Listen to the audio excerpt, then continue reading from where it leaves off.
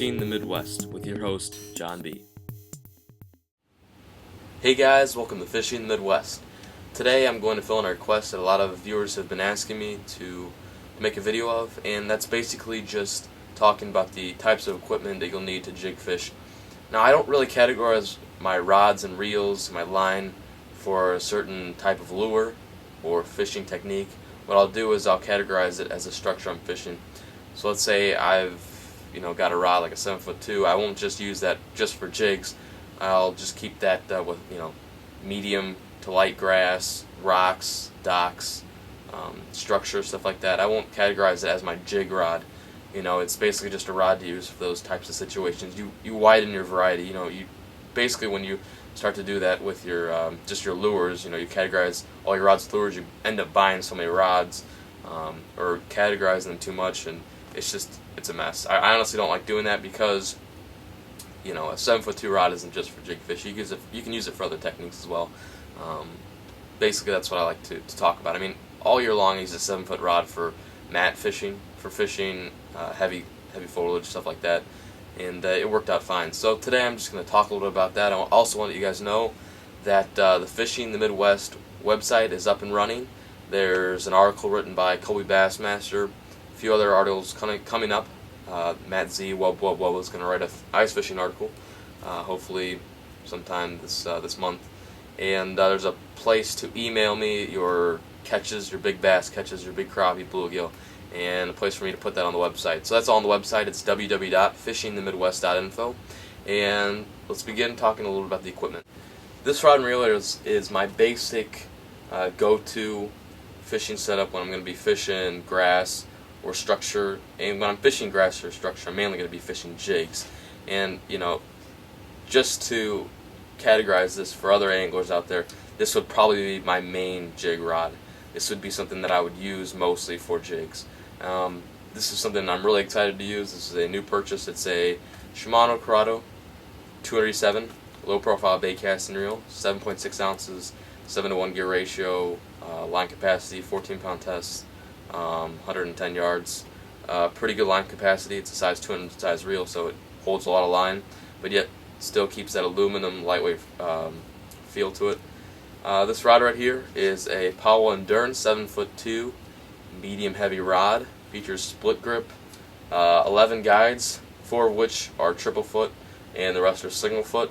They're all reinforced Fuji guides. You got the Fuji reel seat right here, and like I said, the split grip balances the rod out amazing. If you guys are fishing with the regular blanks, the regular grips, I'd definitely switch over to the split grips. They're much more balanced. They're great for tucking under your arm if you've got a longer rod for heavy grass fishing. Great rod. Now I'm going to talk a little about the line that I use. The line that I've got spooled on here is P-Line CX Premier. This is 15-pound test. I like to stick to 15 to 17-pound tests when I'm fishing for largemouth, jig fishing, stuff like that. I'll also switch back to the P-Line Floor Clear in Mist Green. This is a great buy, $8 for 300 yards, and this stuff does not tangle on you. It's low maintenance. You're not going to have to, use the silicone spray, anything like that. Of course, it's not fluorocarbon. It's a copy polymer. It's a hybrid line, but it's really nice to use when you're jig fishing. Using it around docks, structure, rocks. Rocks isn't like that big, sand, stuff like that, light grass. It's a really great line to be using, and a lot of guys don't like it. I love it. I've had, on my other Corrado, I've had the same spool line on for 3 months, and you're not even supposed to have that. You're supposed to change up your line every other week or every week. So that stuff is just amazing. No frays at all, and it's great stuff. Now, right now, I'm going to talk a little about the jigs and the trailers I like to use. Let's start off with the trailers I like to use for my jigs when I'm fishing in grass, structure, stuff like that. Those kind of situations.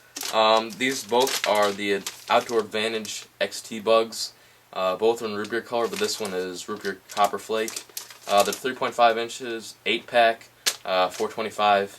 They'll do custom colors and they'll do custom orders. You call them up, you want a black and blue with a little bit of, gold flakes, something really random. They'll do it for you if they've got the equipment at the time, and if not, they'll get the equipment in and you can make your custom order. Email them, call them with the custom color that you like. All custom scents. You've got crawfish, Some of the other scents are on the website as well, and these are all hand-poured baits as well. And the next one right here is recommended to me by a couple of anglers out there. Really great trailer to be using. A lot of guys will downsize on the trailers. They'll just use the chunks when really they should be using something a little bit bigger. You know, think outside of the box when you're using jigs. Don't just do the traditional chunk or the traditional crawl on the back of your trailer, or excuse me, on the back of your jig. Throw something like a brush board, which is the Outdoor Advantage brush board, or like a creature bait, and it kind of gets the bass' attention. If you're using like a stand-up jig, get it right up in their face, get those claws moving, and get that water going through that bait. And this is a really great lure to be using.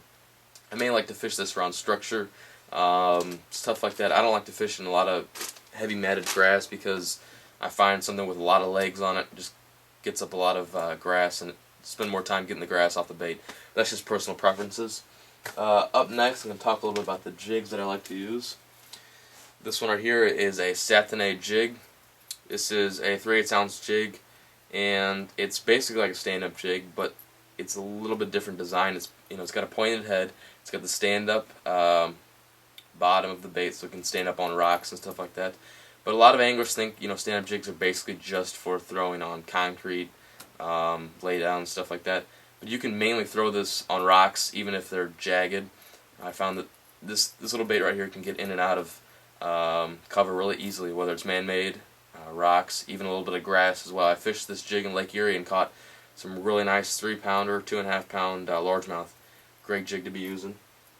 This is the Poor Man Jigs, football head jigs, and great jig to be throwing around sand, rocks, a lot of stuff like that. Is a great jig to be throwing. And those are the main jigs I like to throw. I don't like to throw grass jigs, like really pointed grass jigs for flipping into heavy matted grass, because I like to just use flip baits rather than just jigs. Hope you guys enjoyed today's episode, and check out